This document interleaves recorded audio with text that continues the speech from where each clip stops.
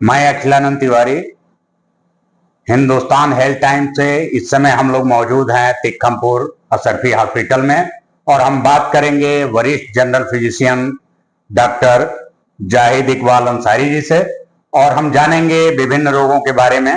Doctor साहब, वर्तमान समय में अगर देखा जाए तो ब्रेन स्ट्रोक के बहुत सारे मामले आए हैं और कोरोना काल के बाद इसको बताया गया है कि बहुत ज्यादा इसमें इजाफा हुआ है। इसकी मुख्य वजह क्या है?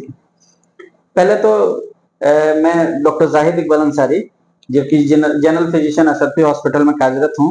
आपने बहुत अच्छा प्रश्न किया है कि ब्रेन स्ट्रोक जो है पोस्ट कोविड काल में कोरोना के बाद से इसके ज्यादातर केसेस क्यों आ रहे हैं।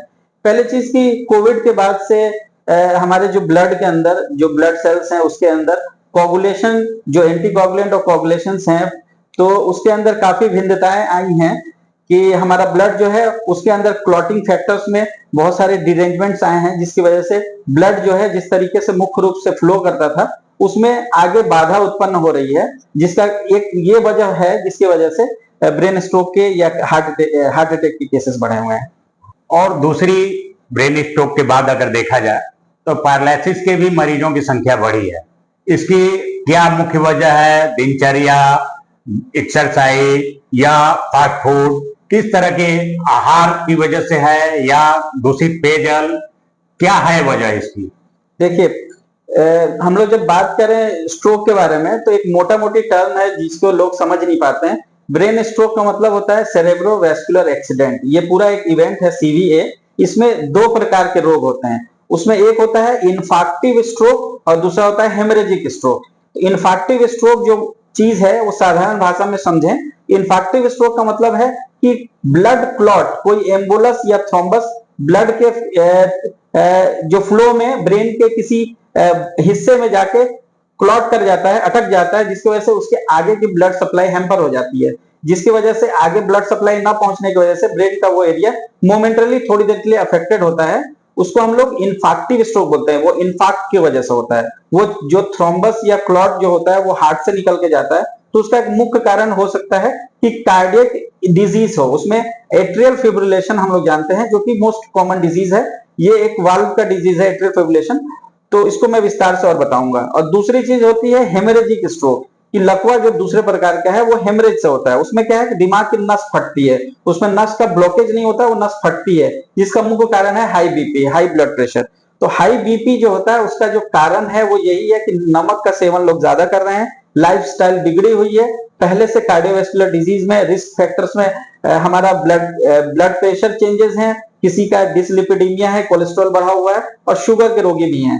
तो इन पेशेंट्स में और विंटर सीजन में जो कि इनफैक्ट ये हेमरेजिक स्ट्रोक्स ज्यादा होते हैं, क्योंकि उसमें ज्यादा नसें सिकुड़ जाती हैं, ब्लड का फ्लो जो होता है अंदर की तरफ ज्यादा होता है।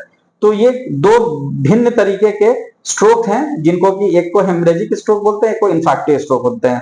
दोनों का मोटा मोटी जो कारण है वो ब्लड प्रेशर या शुगर या लाइफस्टाइल के अंदर, लाइफस्टाइल सेडेंटरी लाइफस्टाइल जिसमें कि बहुत ज्यादा आदमी एक्टिव नहीं है, इसके कारण ये दो चीजें होती हैं।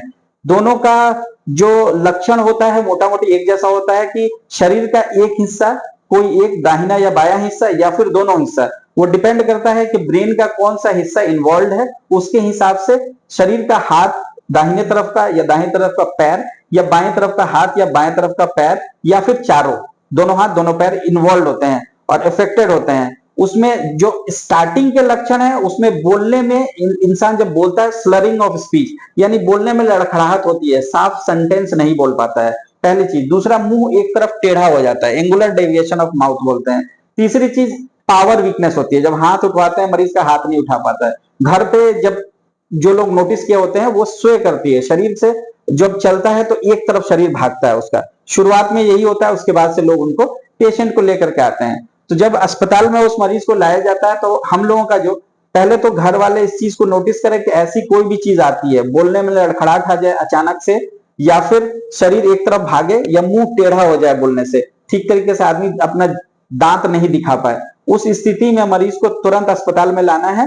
वहां पे अगर अच्छे सेंटर पे, सेकेंडरी या टर्शरी सेंटर पे आते हैं जहां सीटी स्कैन की सुविधा उपलब्ध है, तो सीटी करके हमें रूल आउट करना होता है कि ये हेमरेज है या इन्फाक्ट है। वो उसका एक समय दिया गया, एक हम लोगों में गोल्डन आवर एक बताया जाता है कि 3-3.5 घंटे के अंदर अगर रोगी अस्पताल पहुंच जाता है तो वहां पहुंचते ही उसका सीटी स्कैन ब्रेन का होता है, प्लेन सीटी, नॉर्मल सीटी, एनसीसीटी प्लेन।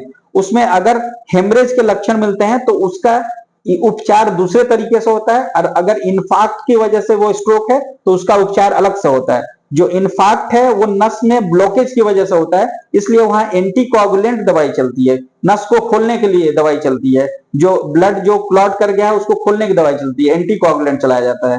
और अगर मान लीजिए कि वो हेमरेज का है तो उस केस में उसको अब डिपेंड करता है कि हेमरेज कंटिन्यू गोइंग ऑन है या हेमरेज रुक गया है अंदर, उसको फिर हम लोग सीटी से रूल आउट करेंगे, एमआरआई करेंगे। अगर पता चलता है कि हेमरेज चल रहा है, ऑनगोइंग है, तो फिर न्यूरो सर्जन उसको इंटरवीन करते हैं, क्लॉट या तो निकालते हैं या जैसे उनको लगता है कंजर्वेटिव मैनेजमेंट डिपेंडिंग अपॉन कि ब्रेन के किस एरिया को इन्वॉल्व किया हुआ है वो करते हैं। इन्फार्क्टिव स्ट्रोक में इंजेक्शन हम लोग लगा करके उसको खोल देते हैं, अगर वो गोल्डन आवर में विद इन 4 आवर्स अगर मरीज आया होता है। अगर डिले कर देता है तो फिर हमको कंजर्वेटिव मैनेजमेंट पे रखना होता है, पेशेंट को सपोर्ट देना होता है, ऑक्सीजन चाहिए तो ऑक्सीजन सपोर्ट, बाकी उसको मुंह से खाना नहीं देना है दोनों स्थितियों में। नाक की नलकी पड़ती है, नाक की नलकी से लिक्विड डाइट्स, वो भी अगर स्पिरिट नहीं आता है कुछ अंदर से तो हम लोग लिक्विड डाइट्स पे रखते हैं उस पेशेंट को, 3 घंटे पे 2 घंटे पे थोड़ा बहुत लिक्विड डाइट देते हैं। अगर वो डायबिटिक है तो डायबिटीज के हिसाब से शुगर फ्री उसको डाइट दिया जाता है, और अगर वो नॉन डायबिटिक है तो नॉर्मल डाइट दिया जाता है। फिजियोथेरेपी का सबसे इंपॉर्टेंट रोल है। जनरली न्यूरो हेमरेजिक में स्टार्ट नहीं करते हैं, हेमरेजिक स्ट्रोक में शुरुआत से फिजियोथेरेपी नहीं दिया जाता है, लेकिन इन्फार्क्टिव स्ट्रोक्स में हम लोग देते हैं। और दूसरी चीज बीपी दोनों में बढ़ा होता है। इन्फार्क्टिव स्ट्रोक में हम लोग बीपी मैनेज स्टार्टिंग में ज्यादा नहीं करते हैं, अपर साइड में बीपी रखने देते हैं, क्योंकि जो नसें इन्वॉल्व हुई हैं उसके आसपास की नसें बढ़ के उसके काम को करती हैं, इसलिए हम लोग उतना टाइम देते हैं, बीपी को ऊपर साइड रखते हैं तो उससे कि बाकी एरिया का कवर हो जाए समय से, वो बाकी जो बची हुई वेसल्स हैं वो जो डैमेज एरिया है उसको कवर कर लें। तो इसमें डॉक्टर हम थोड़ा सा आपसे जानना ये चाहेंगे, इन सब सारी चीजों से मरीज को या किसी व्यक्ति को न गुजरना पड़े और इसे रोकने के लिए उसका आहार, उसका दिनचर्या, उसके साथ उसका व्यायाम इस तरह से हो कि इस परिस्थिति तक हो न पहुंचे। जी, सबसे पहली चीज तो लाइफस्टाइल जो आजकल इस ऐसे दौर में जबकि सारी चीजें लोग घर पे ही रह ले रहे हैं, एसी में रह रहे हैं, तो सबसे पहले तो अपना दिनचर्या चेंज करना है, सुबह उठते ही पानी पीना, अधिक से अधिक पानी पीना है। दूसरी चीज ये कि हम लोगों को अपना एक स्वस्थ जीवन जिसके लिए बताया गया है, योग व्यायाम सुबह उठते ही वो करना है। खाने में नमक का सेवन कम से कम करना है, तेल वसा ये जो चीजें हैं खाने में कम से कम करनी है ताकि कोलेस्ट्रॉल वगैरह शरीर में ना बढ़े। एक्सरसाइज बहुत अच्छे से करनी है एक्सरसाइज, इसके साथ नींद पूरा करना है, पूरा 6 से 8 घंटे का जो 8 घंटे की जो नींद है वो पूरा करनी है। किसी तरीके से मानसिक जो टेंशन हो रहे हैं जो कि आजकल के जीवन में है उससे जितना अधिक से अधिक बच सके वो बचने की कोशिश करना है। ज्यादा चिंता नहीं करनी है क्योंकि चिंता करने से और भी चीजें बढ़ेंगी, ब्लड प्रेशर का एक कारण चिंता भी है। और स्मोकिंग जो है वो नहीं करना है, स्मोकिंग या फिर ड्रिंकिंग, स्मोकिंग, ये सारी चीजें जिसको मना करी गई हैं इसको नहीं करना है। एक अच्छा समय बिताना है, बच्चों के साथ अच्छा समय बिताना है, और जो हो सके जितना हो सके जंक फूड अवॉइड करना है जिसमें कि ऐसी चीजें हैं जो कि नुकसान दे रही हैं। और तीसरी चीज बच्चों के साथ समय देना है ताकि बच्चे, असल जीवन तो बच्चों के लिए है आगे का, तो उनको टाइम देना है। और साथ के साथ हमें आसपास में जो फ्रेंडली माहौल है उसको बना करके रहना है ताकि सारी चीजें व्यवस्थित तौर से चल सकें। धन्यवाद।